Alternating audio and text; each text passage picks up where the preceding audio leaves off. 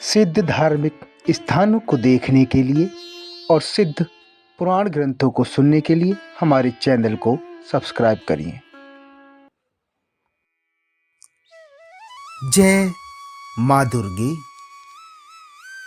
श्री दुर्गा सप्तशती द्वितीय अध्याय।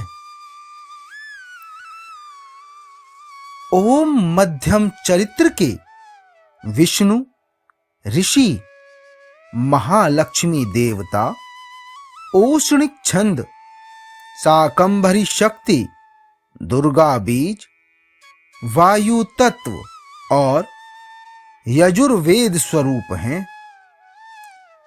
श्री महालक्ष्मी की प्रसन्नता के लिए मध्यम चरित्र के पाठ में इसका विनियोग है। मैं कमल के आसन पर बैठी हुई प्रसन्न मुख वाली महिषासुर मर्दनी भगवती महालक्ष्मी जी का भजन करता हूं, जो अपने हाथों में अक्षमाला, फरसा, गदा, वाण, वज्र, पद्म, धनुष, कुंडिका, दंड, शक्ति, खड़ग, ढाल, शंख, घंटा, मधुपात, शूल, पास और चक्र को धारण करती हैं। ऋषि कहते हैं, पूर्व काल में देवताओं और असुरों में पूरे 100 वर्षों तक घोर संग्राम हुआ था। उसमें असुरों का स्वामी महिषासुर था और देवताओं के नायक इंद्रदेव थे। उस युद्ध में देवताओं की सेना महाबली असुरों से परास्त हो गई थी। संपूर्ण देवताओं को जीतकर महिषासुर इंद्र बन बैठा था। तब पराजित देवता प्रजापति श्री ब्रह्मा जी को आगे करके उस स्थान पर गए जहां भगवान शंकर और भगवान विष्णु जी विराजमान थे। देवताओं ने महिषासुर के पराक्रम तथा अपनी पराजय का यथावत वृतांत उन दोनों देवेश्वरों से विस्तार पूर्वक कह सुनाया। वे बोले कि हे भगवान, महिषासुर सूर्य, इंद्र, अग्नि, वायु, चंद्रमा, यम, वरुण तथा अन्य देवताओं के भी अधिकार छीनकर स्वयं ही सबका अधिष्ठाता बना बैठा है। उस दुरात्मा महिष ने समस्त देवताओं को स्वर्ग से निकाल दिया है। अब वे मनुष्यों की भांति पृथ्वी पर विचरते हैं। दैत्यों की यह सारी करतूत हमने आप लोगों से कह सुनाई है। अब हम आपकी ही शरण में आए हैं। उसके वध का कोई उपाय सोचिए। इस प्रकार देवताओं के वचन सुनकर भगवान विष्णु और भगवान शिव ने दैत्यों पर बड़ा क्रोध किया। उनकी भौहें तन गईं और मुंह टेढ़ा हो गया। तब अत्यंत कोप में भरे हुए चक्रपाणी श्री विष्णु जी के मुख से एक महान तेज प्रकट हुआ। इसी प्रकार श्री ब्रह्मा, श्री शंकर तथा इंद्र आदि अन्य देवताओं के शरीर से भी बड़ा भारी तेज निकला। वह सब मिलकर एक हो गया।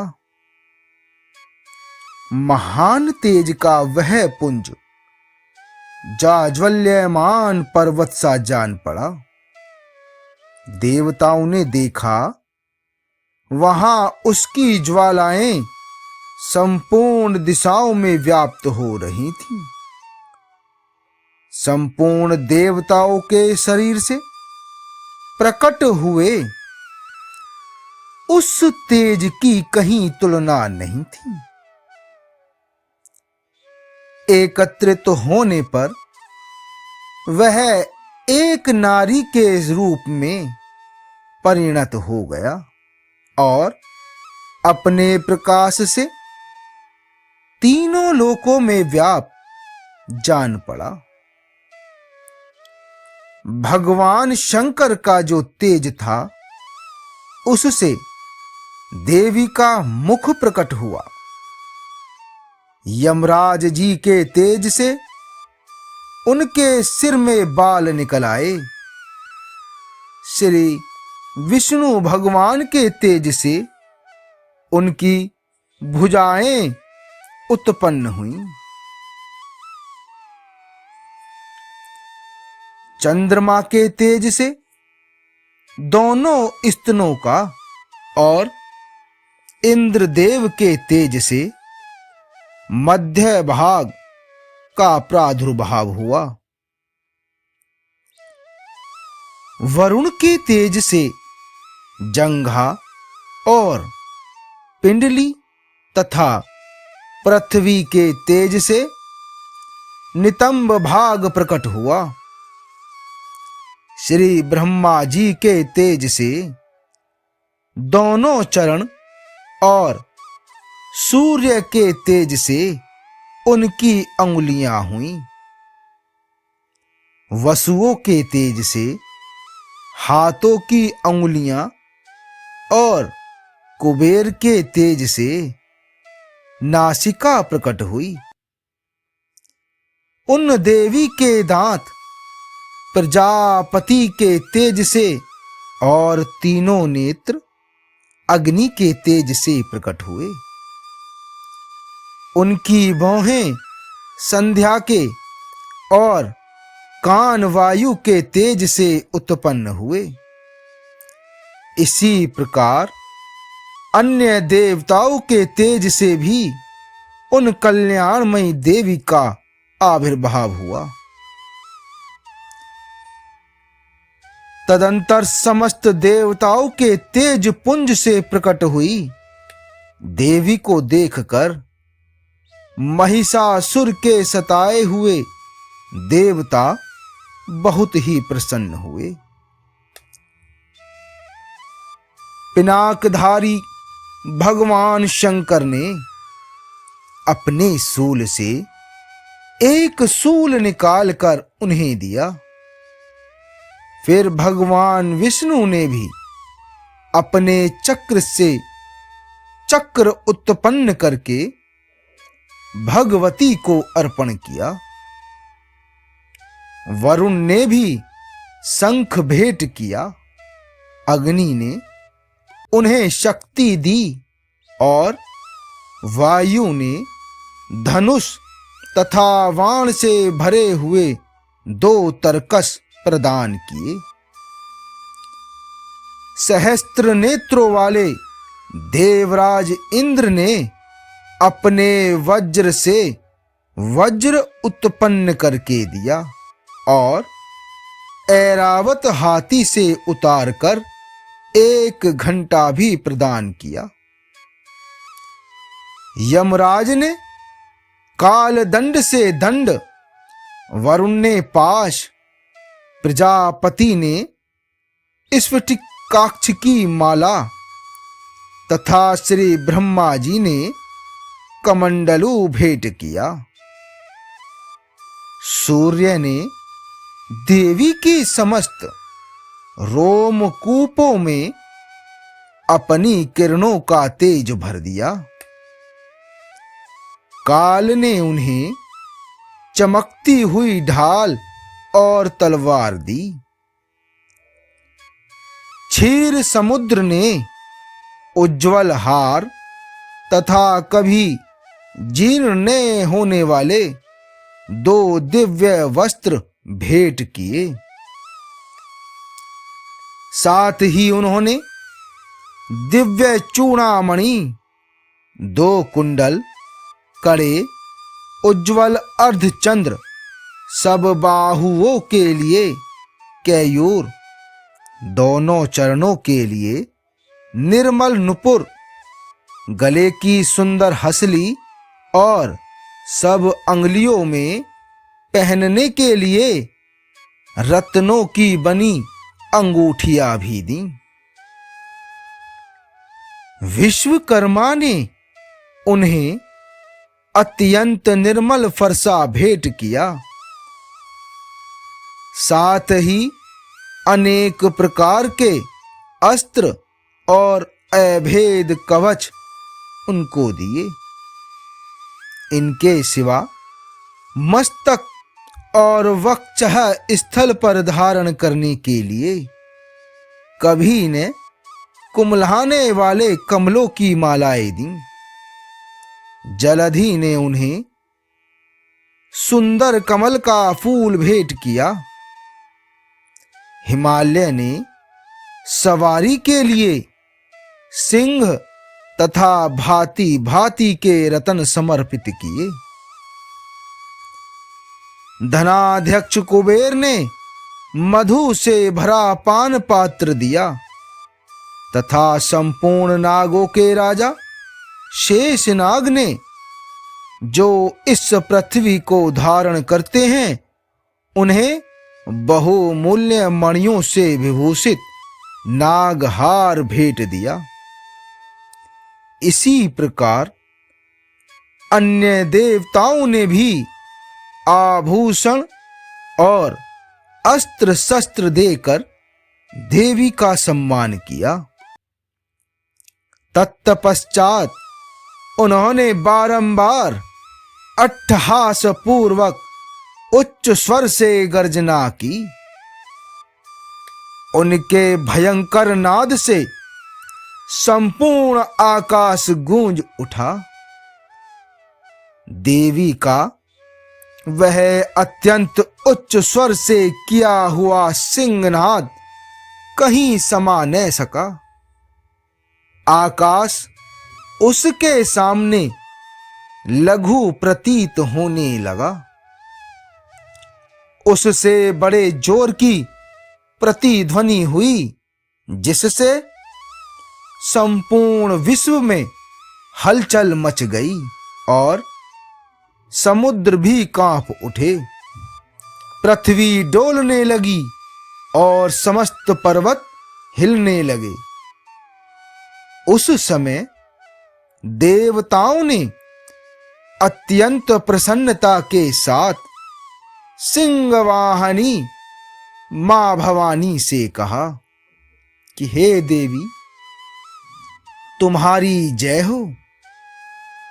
साथ ही महर्षियों ने भक्ति भाव से विनम्र होकर उनका स्तवन किया।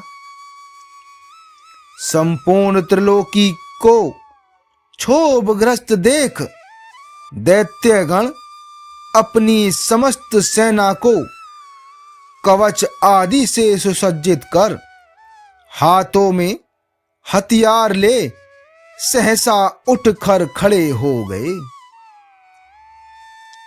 उस समय महिषासुर ने बड़े क्रोध में आकर कहा, आह, यह क्या हो रहा है?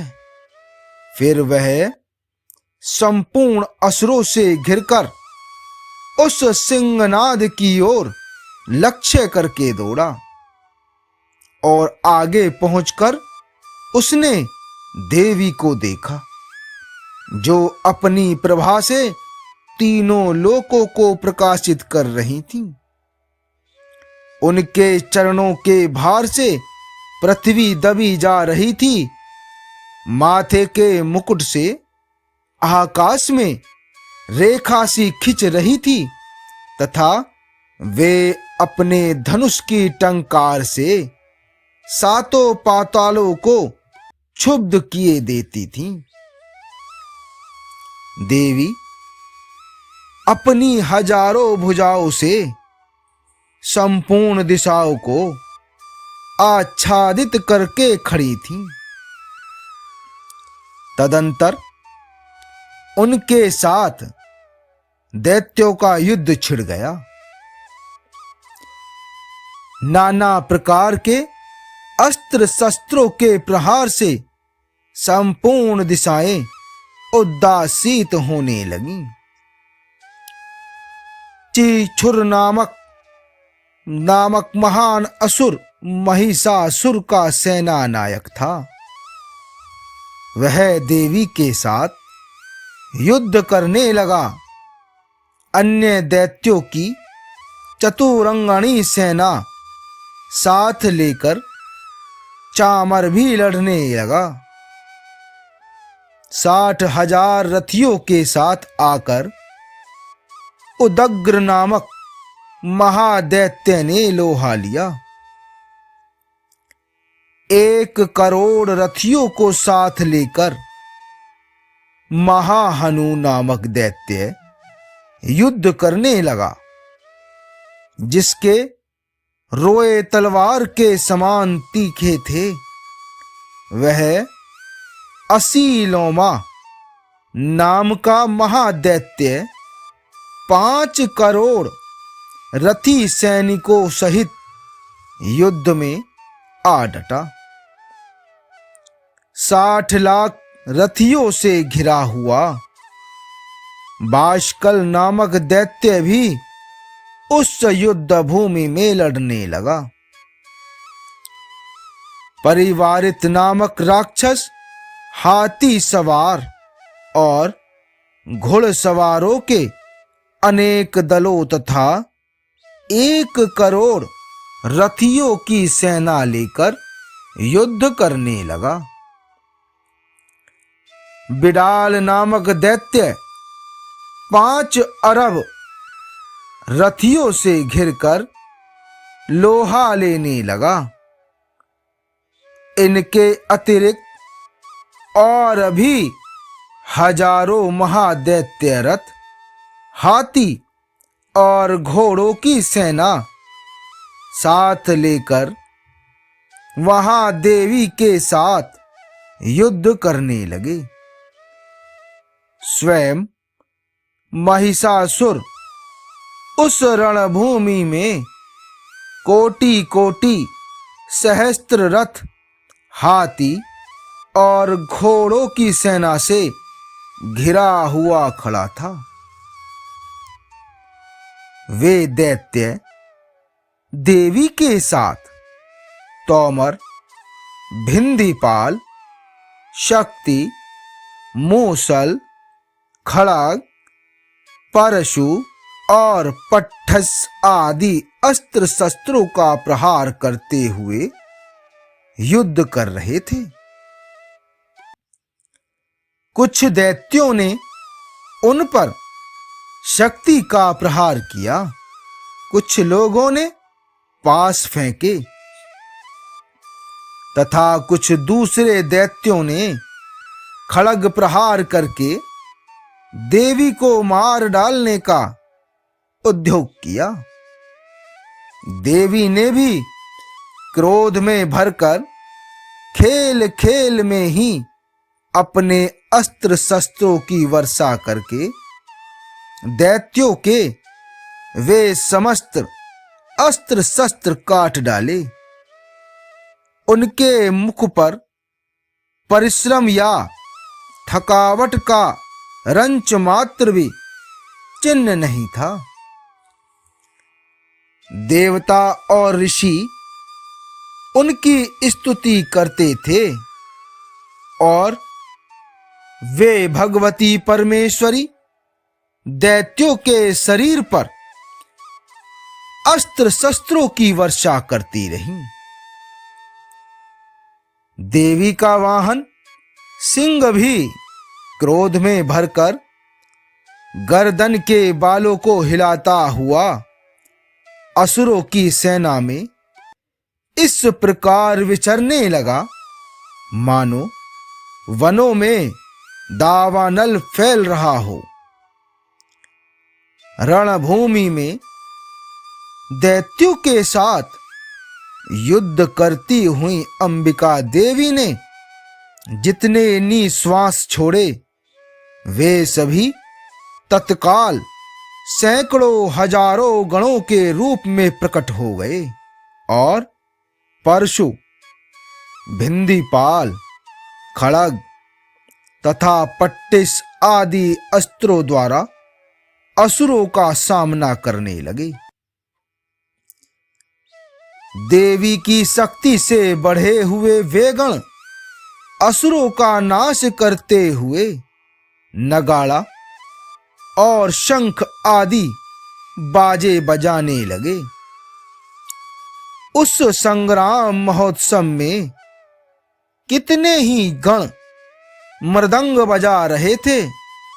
तदंतर देवी ने त्रिशूल से, गदा से, शक्ति की वर्षा से और खड़ग आदि से सैकड़ों महादैत्यों का संहार कर डाला।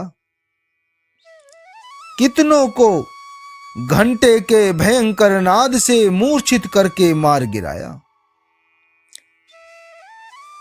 बहुत से दैत्यों को पास से बांधकर धरती पर घसीटा।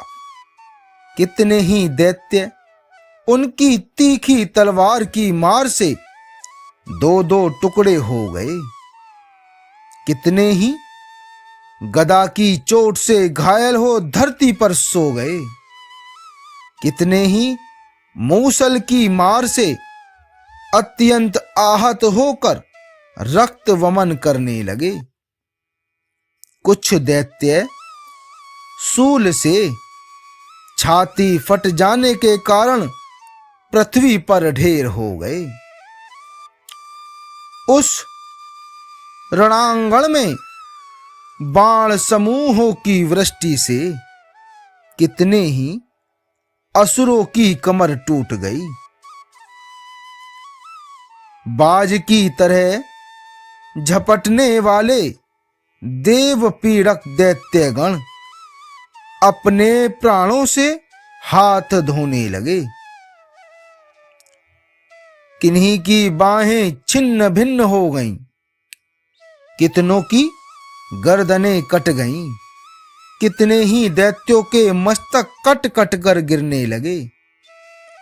कुछ लोगों के शरीर मध्य भाग में ही विदीर्ण हो गए। कितने ही महादैत्य जांघें कट जाने से पृथ्वी पर गिर पड़े। कितनों को ही देवी ने एक बाह, एक पैर और एक नेत्र वाले करके दो टुकड़ों में चीर डाला। कितने ही दैत्य मस्तक कट जाने पर भी गिरकर फिर उठ जाते और केवल धड़ के ही रूप में अच्छे अच्छे हथियार हाथ में ले देवी के साथ युद्ध करने लगते थे। दूसरे कबंध युद्ध के बाजों की लय पर नाचते थे। कितने ही बिना सिर के धड़ हाथों में खड़ग, शक्ति और सृष्टि लिए दौड़ते थे तथा दूसरे दूसरे महादैत्य ठहरो ठहरो यह कहते हुए देवी को युद्ध के लिए ललकारते थे। जहां वह घोर संग्राम हुआ था। वहां की धरती देवी के गिराए हुए रथ, हाथी, घोड़े और असुरों की लाशों से ऐसी पट गई थी कि वहां चलना फिरना असंभव हो गया था। दैत्यों की सेना में हाथी, घोड़े और असुरों के शरीर से इतनी अधिक मात्रा में रक्तपात हुआ था कि थोड़ी ही देर में वहां खून की बड़ी बड़ी नदियां बहने लगी। जगदम्बा ने असुरों की विशाल सेना को क्षण भर में नष्ट कर दिया, ठीक उसी तरह जैसे तृण और काठ के भारी ढेर को आग कुछ ही क्षणों में भस्म कर देती है। और वह सिंह भी गर्दन के बालों को हिला हिला कर जोर जोर से गर्जना करता हुआ दैत्यों के शरीर से मानो उनके प्राण चुन लेता था। वहां देवी के गणों ने भी उन महादैत्यों के साथ ऐसा युद्ध किया जिससे आकाश में खड़े हुए देवतागण उन पर बहुत संतुष्ट हुए और फूल बरसाने लगे।